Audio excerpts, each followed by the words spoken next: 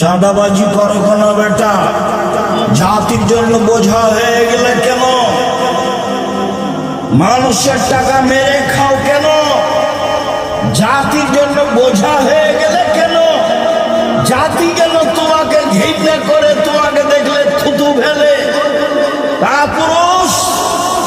কাপুরুষের সন্তান, কাপুরুষ জাতির জন্য বোঝা হলে কেন?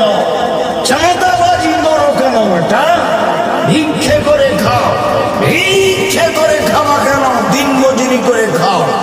দিন মজুরি করে খাওয়া কেন? ব্যবসা করে খাও। চকলেটের ব্যবসা করো, বাদাম বিক্রির ব্যবসা করো, সারাদিনে 300 টাকা ইনকাম হবে।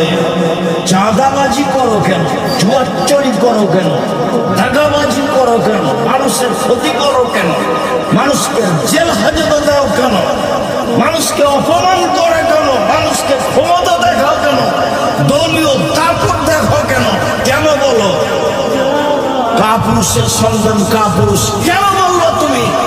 যে ওরা খেয়েছে 16 বছর, আমরা খাবো না এখন? এ কথা বলো কেন?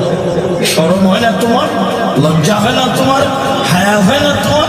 জাতির জন্য বোঝা তুমি। কি করতে পারো তুমি জাতি? কি করতে পারো? কি করতে পারো তুমি জাতি? জাতির ক্ষতি করতে পারো?